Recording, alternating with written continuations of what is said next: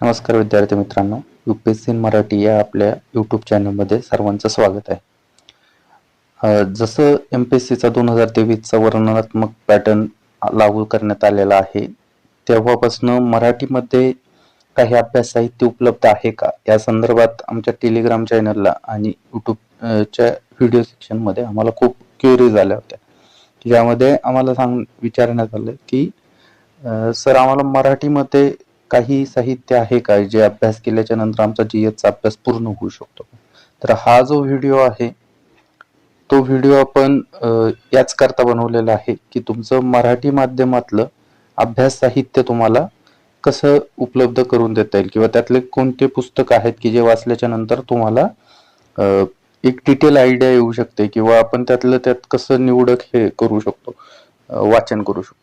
आता सर्वात महत्वाची गोष्ट की याचं एक PDF पण टाकलं जाऊ शकलं असतं, मग त्याचा व्हिडिओ का? तर व्हिडिओ याच्या करता की मराठीमध्ये सहसा इतके पुस्तक असे तयार करण्यात आलेले नाही की जे फक्त आणि फक्त वर्णनात्मक परीक्षेच्या संदर्भात असावेत किंवा त्या अभ्यासक्रमाला अनुषंगाने बनवण्यात आलेले असावेत.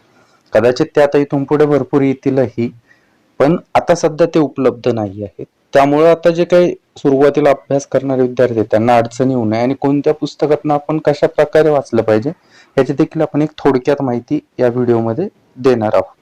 तर ह्याच्यातलं जे सर्वात पहिला जो विषय आहे तो GS1 मधला इतिहास हा जो विषय आहे, तर इतिहासाच्या अनुषंगानं आपण ज्यावेळेस बघतो आहे या सगळ्या गोष्टींना, तर इतिहासातला सर्वात पहिला जो घटक आहे तो कला आणि संस्कृती, ज्याला आपण आर्ट अँड कल्चर म्हणतो. तर आर्ट अँड कल्चर मधलं जे काही सर्वात पहिली बाब आहे ती आपल्याला कुठून अभ्यासता येईल, तर आता जुन्या ज्या एन्शंट इंडिया आणि प्राचीन भारत ह्या ज्या NCERT होत्या, प्राचीन भारताच्या आणि मध्ययुगीन भारताच्या, त्याचं मराठीमध्ये ट्रान्सलेशन तुम्ही इथं बघता आहात, जे केसागरकडे उपलब्ध आहे, केसागर पब्लिकेशनच्या दृष्टीने उपलब्ध आहे. पण यातल्या तुम्हाला पूर्ण हे जे दोन घटक आहे यातले लढाया वगैरे हा जो पोर्शन आहे तो बाजूला ठेवून त्यातला जो कलात्मक अंग आहे त्याचं एक निवडक वाचन करावं लागेल. त्यानंतर सकाळ पब्लिकेशनचं एक भारतीय कला आणि संस्कृती हे भूषण देशमुख सरांचं पुस्तक आहे, ते तुम्ही वाचू शकता. त्यातल्या त्यात ते थोडंसं प्रिसाइज आहे, परंतु त्यात देखील त्याला पूर्ण न्याय मिळेल असं आपण सांगू शकणार नाही. पूर्ण जो घटक आहे कला आणि संस्कृतीचा, तुम्ही त्याकरता इंग्लिशमध्ये जर वाचणं प्रेफर करत असाल तर नितीन सिंघानिया सरांचं पुस्तक सर्वांना माहितच आहे, त्यातनं तुम्ही तो पार्ट आपण वाचू शकतो. याच्यानंतर सामान्य अध्ययन 2 मध्ये इतिहासातला जो घटक आहे तो घटक म्हणजे इतिहासातला जो घटक आहे तो म्हणजे स्वातंत्र्य लढ्याचा इतिहास, भारतीय स्वातंत्र्याचा इतिहास. आता हा जो भारतीय स्वातंत्र्याचा लढा होता त्यातलं सगळ्यात बेस्ट जे पुस्तक आहे सध्या, त्याचं मराठीत सुदैवानं भाषांतर आहे. बिपिन चंद्रांचं जे पुस्तक आहे त्या पुस्तकाचं भाषांतर आहे इंडिया स्ट्रगल फॉर इंडिपेंडन्स, हे केसागरकडनं पब्लिश करण्यात आलेलं आहे. आणि त्यातल्या तथ्यात्मक जर तुम्हाला वाचायचं असेल तर ते ग्रोव्हर अँड बेल्लेकर यांचं आधुनिक भारताचा इतिहास हे पुस्तक आहे मराठीमध्ये. इतिहासाच्या बाबतीत विपुल साहित्य आहे, परंतु त्याचा कॉस्ट बेनिफिट रेशो थोडासा प्रॉब्लेमॅटिक आहे. त्यामुळे तुम्ही निवडूक वाचावं आणि UPSCच्या आतापर्यंत जे प्रश्न आहेत त्याच्या अनुषंगानं वाचन करावं असं आम्ही तुम्हाला सजेस्ट करू. ह्यामध्ये जर कोणाला ऍडव्हान्स मध्ये वाचायचं असेल तर एक शेखर बंदोपाध्याय यांचं प्लासी टू पार्टिशन म्हणून एक पुस्तक आहे, ते इंग्लिश आणि हिंदी दोन्ही मध्ये उपलब्ध आहे. ते इथं याकरता दिलेलं नाहीये की तुम्ही ते वाचायच्या नादामध्ये जे महत्वाचं आहे आणि जे सर्व वाचतात ते विसरायला नको. किंवा मग तुम्ही स्पेक्ट्रमचं जे पुस्तक आहे मॉडर्न हिस्ट्रीचं ते देखील वाचू शकता. त्याच्यानंतर दुसरा जो घटक आहे तो स्वातंत्र्योत्तर भारताचा आहे. UPSCनं पहिली जी त्यांची मुख्य परीक्षा झाली होती त्यात स्वातंत्र्योत्तर भारतावर भरपूर प्रश्न विचारलेले होते 2013च्या पेपरमध्ये, पण त्यानंतर त्यांचं ते प्रमाण कमी होत गेलं. तर याकरता मराठीत परत बिपिन चंद्रांचंच एक केसागरचं पुस्तक आहे जे ट्रान्सलेटेड आहे ऑब्विसली, ते इंडिया सिन्स इंडिपेंडन्स आहे. आणि politics in India since independence ही एक NCERTचं पुस्तक आहे. ह्या दोन्ही पुस्तकांमधनं काही निवडक घडामोडी तुम्ही बघू शकता. हे पुस्तक खूप मोठं आहे, पण हे पूर्णतः वाचायची गरज नाहीये. त्यातल्या काही निवडक ज्या थीम्स आहेत, आणीबाणीची थीम असेल किंवा त्याच्या अगोदर हरित क्रांतीची थीम असेल, ज्यानं भारतीय स्वातंत्र्योत्तर भारतामध्ये खूप महत्वाचे रोल निर्माण केलेले आहेत, ज्यातनं भारताचा इतिहास हा वेगळ्या डिस्कोर्स मध्ये गेला, त्या गोष्टी वाचायला हव्यात. त्यात तुम्ही LPGचं एक उदाहरण घेऊ शकता. त्यानंतर जो पुढचा घटक आहे तो इतिहासातलाच आहे, तो म्हणजे जागतिक इतिहास, जगाचा इतिहास. जगाचा इतिहास हा याचं जैन अँड माथुर यांचं पुस्तक आहे, आधुनिक जगाचा इतिहास.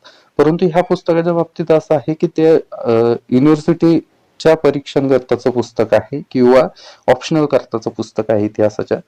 तर यातले देखील तुम्हाला काही निवडक जे घडामोडी आहेत त्याचं वाचाव्या लागणार आहेत. पूर्ण पुस्तक वाचू नका. यात सिलेबसचे जे आपले टॉपिक आहे, अभ्यासक्रमातील घटक आहेत, त्या घटकांच्या अनुषंगानेच वाचन करा. तर हिमुदी जैन सरांचं एक पुस्तक आहे, ते IRS आहे स्वतः, त्यांचं हिस्ट्री डिकोड हिस्ट्री म्हणून पुस्तक आहे.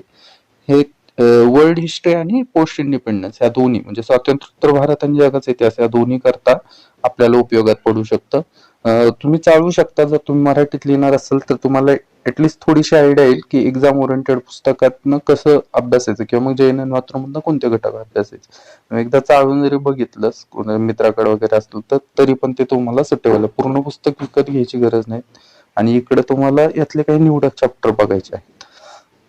त्यानंतर सगळ्यात क्रुशियल जो आहे विषय भूगोल आहे, जो इतिहासाच्या तोडीस तोड त्याचे प्रश्न येणे अपेक्षित आहे मुख्य परीक्षेमध्ये. परंतु भूगोलाच्या संदर्भात असं आहे की त्याचं सुगम भाषेमध्ये आणि सुलभ असं एक्सप्लेनेशन असलेलं पुस्तक मला तरी अवेलेबल वाटलं नाही मराठीमध्ये. तर भूगोलातलं तुम्हाला जर मराठीत वाचणंच कंपल्सरी असेल तर मला वाटतं की तुम्ही समग्र महाराष्ट्राचा व भारताचा जो भूगोल आहे हा सुमित साळुंके सरांचं पुस्तक आहे, ते स्वतः IFS आहे, त्यांनी हे पुस्तक लिहिलं होतं. त्यातल्या काही निवडक घडामोडी आहे. UPSCच्या मुख्य परीक्षेला जे काही प्रश्न येतात ते खूप निवडक थीम्सवर प्रश्न येतात. तुम्ही सिलेबस बघितला आणि PYQ बघितल्याच्या नंतर तुम्हाला ते लक्षात येईल. त्यासोबत म्हणजे सगळ्यात महत्वाची जी गोष्ट आहे ती म्हणजे 11वी आणि 12वी NCERT. MPSC प्रिलिम्स मध्ये, UPSC प्रिलिम्स मध्ये देखील हे पुस्तक खूप महत्वाचे आहे आणि मुख्य परीक्षेकरता देखील खूप महत्वाचे आहे. कारण मुख्य परीक्षेत तुम्हाला खूप कमी शब्दांमध्ये त्या संकल्पनेची मांडणी करायची असते, त्यामुळे तुम्हाला हे पुस्तक फायद्याचं ठरू शकेल. त्यामुळे ते पुस्तक मस्ट आहे, NCERT तुम्ही वाचलंच पाहिजे. त्यानंतरचा जो घटक आहे पहिल्या पेपर मधला, तो पहिल्या पेपर मधला घटक आहे भारतीय समाज. भारतीय समाजाच्या संदर्भामध्ये मराठीमध्ये मला तोडीस तोड साहित्य कोणतं वाटलं नाही की जे तुमचा पूर्ण समग्र अंडरस्टँडिंग निर्माण करू शकलं आणि तुम्ही त्या प्रश्नांची उत्तर देऊ शकता. भारतीय समाजात त्यातल्या त्यात टॉपिक असा आहे GS1 मध्ये की जिथं तुमचं रेडी मटेरियल असलं तर तुम्ही खूप चांगला स्कोर करू शकतात. तर भारतीय समाजमध्ये एक पियर्सनचं पुस्तक आहे इंडियन सोसायटीचं, हे चांगलं पुस्तक आहे, हे भरपूर जण वाचतात UPSC करताना देखील, तर तुम्ही ते पुस्तक वाचू शकता. त्यात आणि हे 2 NCERT आहे, Indian society, social changes and development in India, हे 2 पुस्तकं देखील आहे NCERTचे. तुम्ही ते बेसिक रिडिंग करता वाचू शकता. त्यात तुम्ही हिंदीतलं देखील पुस्तक आहे ते देखील वाचू शकतात NCERT. आणि हे इंडियन सोसायटीचं पुस्तक तुम्ही मस्ट रीड आहे की तुमची एक कॉम्प्रिहेन्सिव्ह आयडिया तुम्हाला त्या सिलेबसच्या संदर्भात निर्माण होईल याकरता. आता हे झालं GS1. यानंतर आपण GS2 करता पुस्तकं बघूयात, संदर्भ साहित्य बघूयात. आता GS2 जो सामान्य अध्ययन आहे यामध्ये स्पेसिफिकली 4 घटक आहेत. एक भारतीय राज्य व्यवस्था आहे, एक शासन व्यवहार आहे, एक सोशल जस्टिस आहे, सामाजिक न्याय, आणि एक आंतरराष्ट्रीय संबंध. आता त्यातले जे काही 2 घटक आहे गव्हर्नन्स आणि सोशल जस्टिस, त्याकरता मी काही पुस्तकं पुढे सजेस्ट केले. हा त्यातला पहिला जो घटक आहे भारतीय राज्य व्यवस्था, त्या संदर्भात शासन, संविधान आणि राज्य संस्था, राज्य व्यवस्था हे जे घटक आहे याकरता तुम्ही युनिक पब्लिकेशनचं भारतीय राज्य घटना व घटनात्मक प्रक्रिया हे पुस्तक वापरू शकता. यात डिटेलमध्ये आहे, त्यातल्या त्यात केस स्टडीज वगैरे आहे आणि थिंकर्स कोट केलेले आहे, त्यामुळे तुम्हाला ते फायद्याचं ठरू शकतं. त्यानंतर इंडियन कॉन्स्टिट्यूशन ॲट वर्क, हे जे NCERT आहे हे सगळ्यांनीच वाचलेलं असावं, परंतु आता त्याला मुख्य परीक्षेच्या अनुषंगानं वाचणं गरजेचं आहे. तुम्हाला त्यातलं तथ्यात्मक पेक्षा त्याच्यातली जी निर्णय प्रक्रिया आहे, त्यातलं जे कारण मीमांसा आहे त्याच्याकडे लक्ष देण्याची गरज आहे. ते वाचल्याच्या नंतर तुमच्या ते लक्षात येईल. त्यानंतर जो आपण आत्ताच बोललो की सामाजिक न्याय आणि शासन व्यवहार म्हणजे गव्हर्नन्स आणि सोशल जस्टिस याच्या संदर्भातला जो घटक आहे तो घटक या दोन पुस्तकांमध्ये तुमचा कव्हर होऊ शकतो. हे जे पहिलं पुस्तक आहे तो खूप बल्की आहे, यात तुम्हाला सिलेक्टिव्ह रिडिंग करावं लागणार आहे. आपण ती रिडिंग करताना देखील त्यात सोशल जस्टिस हा जो पार्ट आहे तो इन्क्लूड होईल की नाही या संदर्भात थोडीशी साशंकता असेलच. तर तुम्ही हे डिकोड GS2 हे एकदम एक्झाम ओरिएंटेड आणि त्यातल्या त्यात खूप इंटरेस्टिंग असं पुस्तक आहे, ज्याची मांडणी हे पुन्हा मुदित जैन सरांचं पुस्तक आहे, जे स्वतः IRS आहे. तर हे पुस्तक तुम्ही बघू शकता. त्यानंतर जो त्यातला महत्वाचा घटक आहे तो IRचा आहे, आंतरराष्ट्रीय संबंधांचा. आंतरराष्ट्रीय संबंधाच्या संदर्भामध्ये आपण जर बघितलं तर रुमकी बसूनचं पुस्तक आहे, परंतु हे ऑप्शनलचं पुस्तक आहे. तर रुमकी बसूनच्या पुस्तकांमधनं तुम्ही संकल्पना आणि आंतरराष्ट्रीय संबंधाची भाषा आहे एवढंच घेऊ शकता आणि खूप निवडक सुरुवातीचे 3 ते 4 टॉपिक आहेत की जे तुम्हाला त्यातनं वाचायचे आहे. आणि हे जे दुसरं पुस्तक आहे ते भारताचे परराष्ट्र धोरण नवीन प्रवाह म्हणून शैलेंद्र देवळणकरांचं पुस्तक आहे. ह्या पुस्तकाच्या बाबतीत एक समस्या आहे की हे पुस्तक खूप जुन्या एडिशनचं आहे, म्हणजे खूप जुनं पुस्तक आहे आणि आंतरराष्ट्रीय संबंधामध्ये तुम्हाला जे प्रश्न येतात ते प्रश्न सरासरी 1 वर्ष अगोदरच्या या कालखंडामधले असतात परीक्षेच्या. त्यामुळे तुम्हाला त्याकरता जे काय आहे न्यूजपेपरवर तुम्हाला खूप लक्ष देणं गरजेचे आहे. त्यातले जे आर्टिकल येतात ते बघणं गरजेचे आहे, कारण हा कंटेम्प्टरी आहे. कंटेम्प्टरी इश्यूजवर येणारा पेपर आहे, त्यामध्ये तुम्हाला पूर्णतः पुस्तकानं निर्भर राहणं तितकंसं योग्य ठरणार नाही. यानंतर सगळ्यात डायनेमिक आणि खूप लोकांना UPSC मध्ये फिअर फॅक्टर ठरलेला GS3. तर GS3च्या संदर्भात खूप लोक परेशान असतात की ह्यातनं कसे स्कोरिंग करायचे आणि ऍव्हरेज स्कोर कमी येत आहे GS3 मध्ये. त्याचं कारण आहे GS3 मध्ये तुम्हाला एकाच वेळेस 4 असे मोठाले सेक्शन आहेत किंवा विषय आहेत की ज्यांचं तुम्हाला उत्तर लिहिणं अपेक्षित आहे.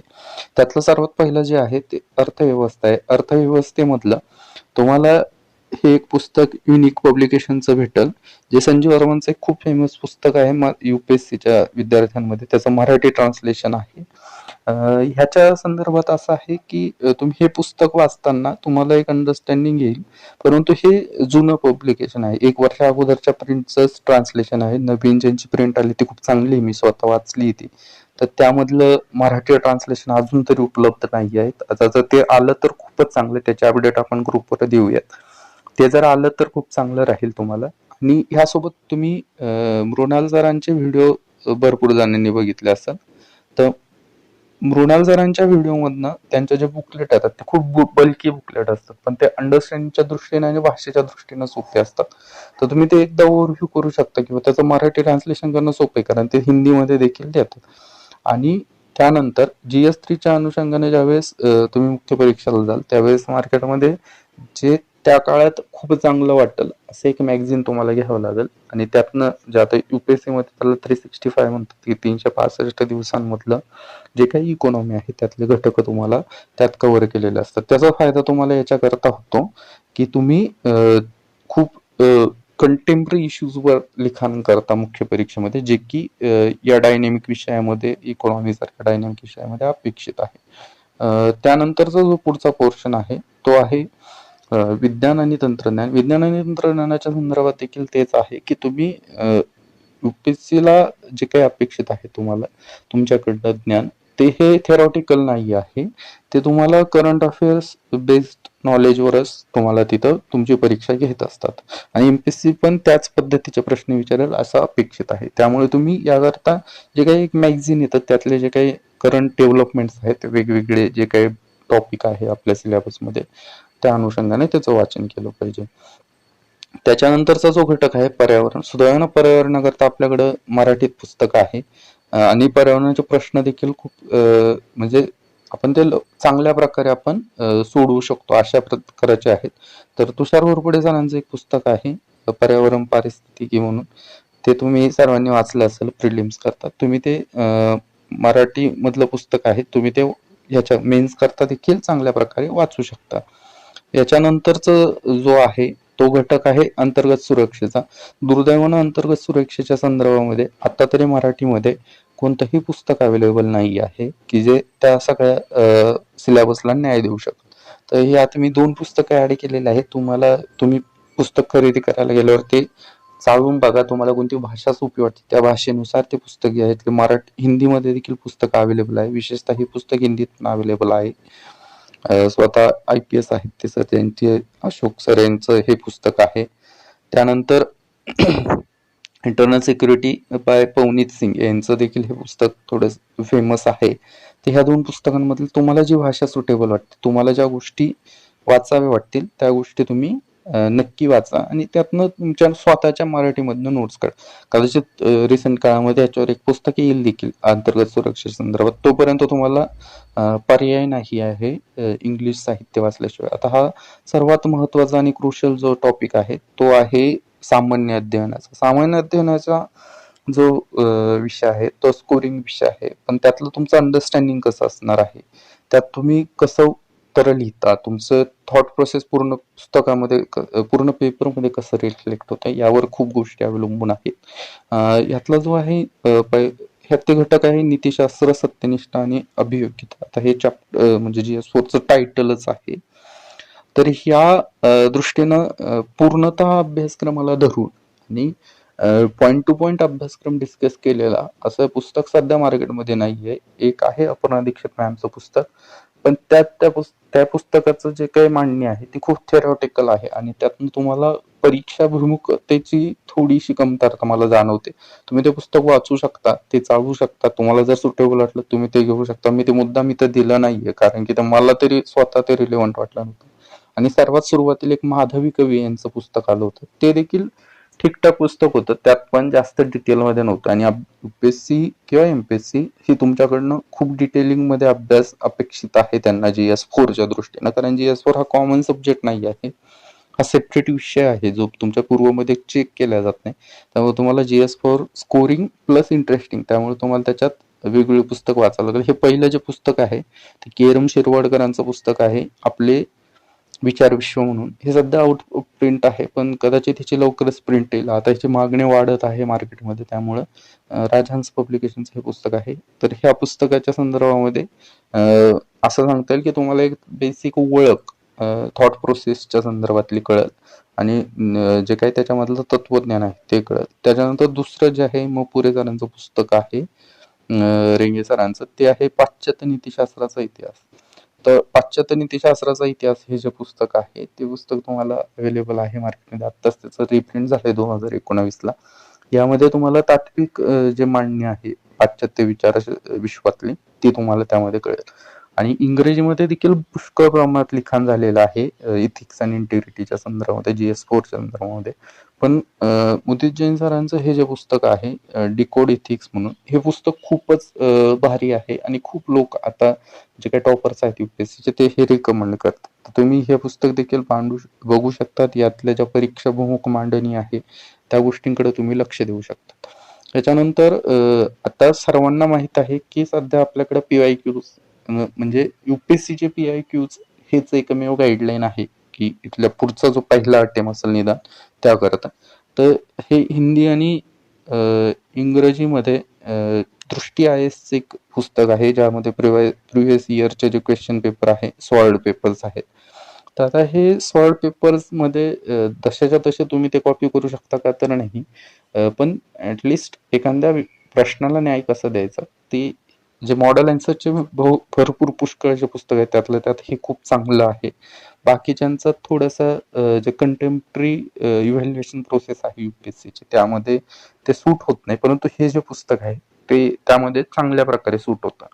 तर तुम्ही ते बघू शकता. त्यात आणखीन तुम्ही त्याच्या सप्लिमेंटरी जे आहे ते जे टॉपर्स असतात त्या टॉपर्सचे जे काही मॉडेल आन्सर असतात किंवा त्यांचे जे काही टेस्ट सिरीजमध्ये त्यांनी पेपर लिहिलेले असतात ते पेपर बघू शकतात. ते खूप मस्ट आहे. तुम्हाला म्हणजे कोणते लोक कशा प्रकारे लिहून पास होत आहे UPSC हे जर कळालं तर तुम्हाला ते UPSC आणि MPSC दोन्हीमध्ये खूप फायद्याचं ठरू शकतं. त्यानंतर आता हे झालं पूर्ण अभ्यास साहित्याच्या संदर्भात. आता त्याच्यानंतर मला काही जणांचं आणखीन ऑप्शनलच्या संदर्भात देखील काही मागणी आहे. कालच आमचं एक लाईव्ह सेशन झालं, त्यामध्ये काही मुलांनी मराठी साहित्य त्या विषयाकरता, काहींनी पॉलिटिकल सायन्सच्या संदर्भामध्ये PSIRच्या संदर्भामध्ये मराठीमधलं अभ्यास साहित्याचं एक मागणी केलेली आहे, तर त्याच्या संदर्भातील देखील एक व्हिडिओ आपण नक्कीच लवकरात लवकर अपलोड करू. तोपर्यंत तुम्ही आम्हाला ह्या सगळ्या गोष्टींची अपडेट मिळवण्याकरिता आमच्या टेलिग्राम चॅनलला जॉईन करू शकता. टेलिग्राम चॅनल आहे UPSC मराठी. या टेलिग्राम चॅनलमध्ये तुम्हाला जी काही आपली इनिशिएटिव्ह आहे, दररोज पेपरमधल्या ज्या महत्त्वाच्या मराठीमधल्या बातम्या आहेत त्याच्यानंतर वेगवेगळ्या अनुषंगानं कोणती करंट अफेअर्सची घडामोड असेल त्याच्याकडे कशा अँगलनं बघायला हवं MPSCच्या आणि UPSCच्या वर्णनात्मक परीक्षेच्या पॅटर्नच्या अनुसार, आणि त्यानंतर हे आमचे ट्विटर आणि यूट्यूबचं चॅनल आहे UPSC मराठी. याला तुम्ही सबस्क्राईब करा.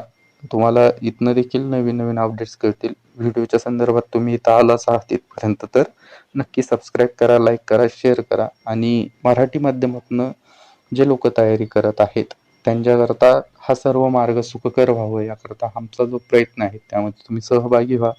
आम्हाला नक्की आवडेल की तुम्ही या सर्व प्रोसेसमध्ये आम्ही तुम्हाला काय थोडी खारीचा तरी वाटा उचलू शकू तुमच्या पूर्ण प्रवासामध्ये. तर आमच्या ह्या सर्व प्रयत्नांचं ते नक्कीच फलित असेल. धन्यवाद. पुन्हा भेटूया पुढच्या व्हिडिओमध्ये. थँक्यू.